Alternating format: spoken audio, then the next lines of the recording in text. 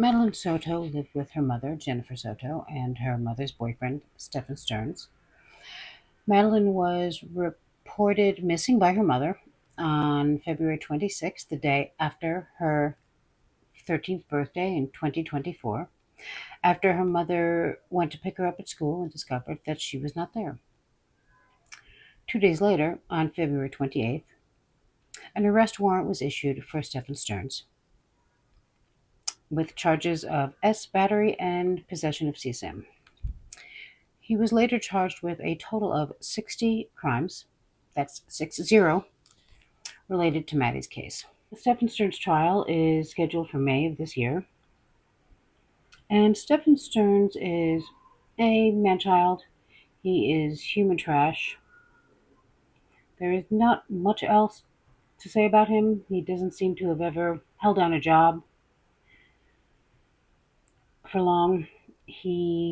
Other than the occasional trip to the vape shop or the card store or the game store, it seems like he's got absolutely nothing going on, which, as it turns out, would be a lot better than what he did have going on, as touched upon in the aforementioned 60 crimes with which he was charged.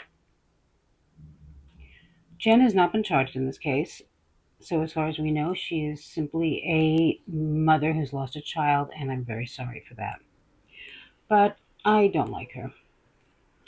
I just don't. I'm not preoccupied with the thought of her being arrested. I'm not law enforcement. That's their job. I'm sure she'll be arrested if she did anything criminal, but I still don't like her. I find her reactions very odd to everything. And as far as that good night's sleep goes, I haven't slept since 2004, so I don't even know what she's talking about. Stephan has a lot of very lame excuses. He is not a morning person. From my observations, he is not an afternoon, an evening, or late night person either. He and Jen Soto both have a lot of very lame excuses for various shortcomings. And there's footage of Stephan being transported from where he was being held to jail, I assume. And in it, he is telling the driving deputy that he was cold at night and his core temperature was down by at least 1 degree lower than it should be. I didn't even know I don't know if I have a core temperature. I certainly don't know what it is, and I definitely would not be able to tell if it's high or low and by how many degrees. Is it just me? Am I missing out? Do people do this? Is this a thing? Stephan and Jen both seem to be preoccupied with their own comfort. The two of them are losers, and if they were out of work or mostly out of work, generally undermotivated adults who like to collect Magic the Gathering cards and had a child who was well taken care of, I would not think they were losers. I would think they were a nice little family. I also probably wouldn't know about them because nothing in their household would happen that we would have to know about it. Unfortunately, thanks to Stephan Stern's actions and Jennifer Soto's ignorance of them, we all know what happened to poor little Maddie. The entire situation seems strange to me and probably you. I find the relationship within the nuclear threesome strange. And of course, there is the issue of Jennifer Soto's reaction to the photograph that she saw of Stephan committing a revolting crime against her daughter. After seeing that photograph, she went on to tell Stephan's parents to get him an attorney. The next day, I believe it was the next day, in an interview with an investigator, she still seemed on the fence a little bit, wanted to know that if she pressed charges, could she change her mind? Now, I'm sorry to do this, but I want you to actually put yourself in Jen Soto's place. Imagine seeing that picture, actually seeing that photograph, and what you would feel and what you would think. But even that did not quite bring her over the hump. which is very strange. Very strange.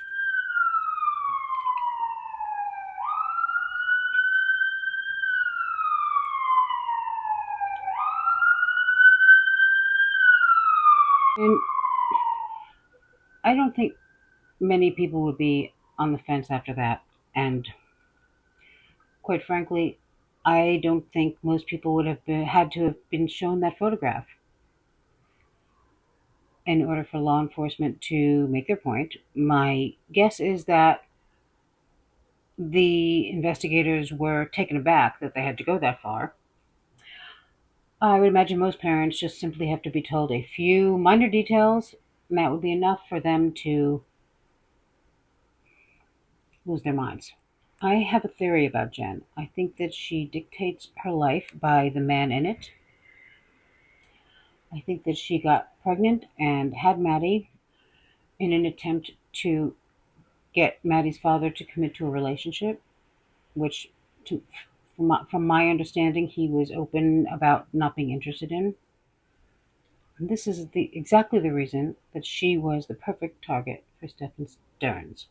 She wanted a man, and it seems that using her child to keep him around is within her wheelhouse. She seemed to be concerned that he would choose Maddie over her and said as much out loud. Everything seems to be too much for Jen. Her family, her daughter's birthday party, getting a job, her medication, her bipolar.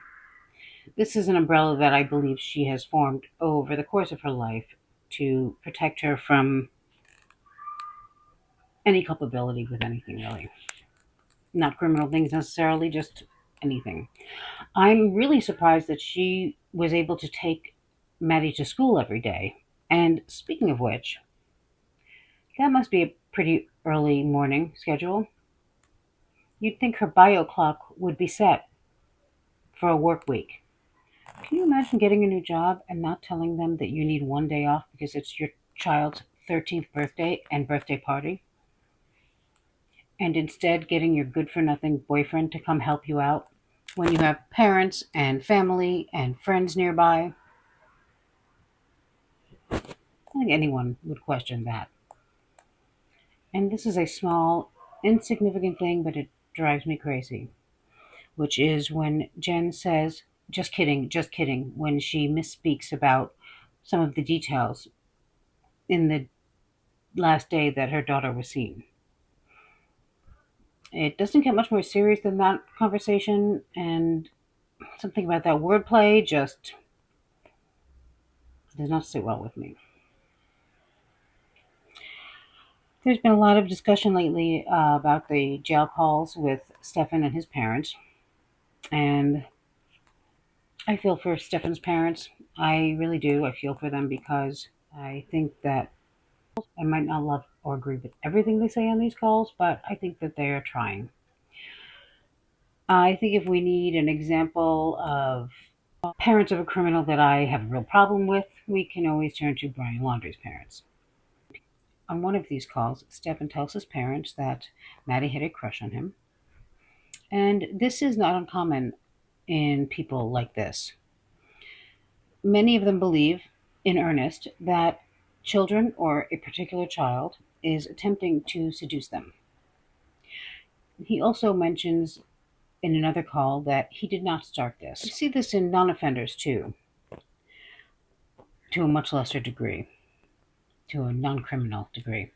Someone might think that a coworker is flirting with them because they happen to find that coworker alluring, so it must be intentional. Making advances and being attracted to adults is not illegal. They can consent. Adults can consent, and if they don't consent, that is illegal. This tends to be a certain personality in general, again, not necessarily criminal. It's a slightly skewed self image. It doesn't present as lacking self awareness or delusional. They might just be considered to be aggressive. This is someone who, to varying degrees, wants what they want and is not concerned with what the other person wants. Most of us have probably seen this play out in during a breakup where one person does not want to break up and the other person does. And in that moment, the person who does not want to break up will actually argue with the person who wants to break up because they cannot understand at that moment that the other person has a right to what they want as well. And you can't have a relationship when you're the only one in it. A lot of people grow out of this in navigating relationships. Many do not. In some cases, it seems to get worse, this behavior. We saw this phenomenon in Josh Powell's father with Susan Powell. He was so preoccupied and obsessed with her that he was convinced that it was requited. When children are involved with this type of obsessional thinking, it's quite literally to the point of perversion. Unfortunately, because this type of person tends to only think of their needs, they are probably unlikely to stop and think before doing what they want to do. Why they want to do it, I do not understand, thank God.